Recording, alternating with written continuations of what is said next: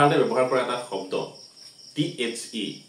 যাক আমি কোনোৱে দা বুলি উচ্চাৰণ কৰোঁ আৰু কোনোৱে আমি ডি বুলি উচ্চাৰণ কৰোঁ বহুতে আমি সৰুতে দেখো যে the cow the elephant the boy যিসকলে ডি কয় ডিয়ে কয় আৰু যিসকলে দা কয় দাও কয় আকৌ কিছুমানে দা আৰু ডি দুইটা সমানে ব্যৱহাৰ কৰে কিন্তু সঠিকভাৱে কেতিয়া কোনটো শব্দ আগত বহাৰ বাবে ডি হয় বা কেতিয়া দা হয় সেই কথাখিনি নজনাকে ব্যৱহাৰ কৰি আহিছো আমি গতিকে আজি আমি শুদ্ধটো জানিবৰ হ'ল গতিকে শুদ্ধ উচ্চাৰণ কৰিবৰ কাৰণে আমি বিশেষভাৱে এই THE দা হয় নে ডি হয় আৰু যদি ডি হয় কেতিয়া হয় আৰু দা হয় যদি কেতিয়া হয় THE টো যেতিয়া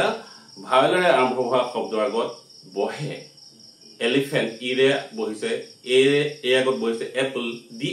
D elephant D English D Assamese AE I O U এই ভাৱেলেৰে আৰম্ভ হোৱা শব্দসমূহৰ আগত যদি কেনেবাকৈ THE বহে তেতিয়াহ'লে তাৰ উচ্চাৰণ হ'ব ডি আৰু কনসনেন্ট লেটাৰে আৰম্ভ হোৱা শব্দসমূহৰ আগত যদি THE বহে তেতিয়াহ'লে তাৰ উচ্চাৰণ হ'ব দা the cow the boy the man ইত্যাদি ইত্যাদি গতিকে আজি আমি শিকিলো যে যদি হে THE এই শব্দটো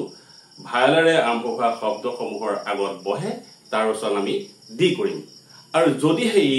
কনসনেন্ট লেটাৰে আৰম্ভ হোৱা শব্দসমূহৰ আগত বহে তেতিয়াহ'লে তাৰ উচ্চাৰণ আমি দা কৰিম গতিকে ধুনীয়া কথাটা আমি শিকিলো আৰু এই ধুনীয়া কথাটো সকলো ছাত্ৰ ছাত্ৰীসকলৰ মাজত আমি প্ৰেৰণ কৰিবলৈ যাতে সকলোৱে শুদ্ধকৈ আৰু সুন্দৰকৈ উচ্চাৰণ কৰিবৰ কাৰণে শিকিব পাৰে তাৰ কাৰণে আমি সকলো যত্ন ল'ব লাগিব সেই কাৰণে বাৰ্তাটো আগলৈ প্ৰেৰণ কৰক আৰু সকলোৱে শিকি লওক ধন্যবাদ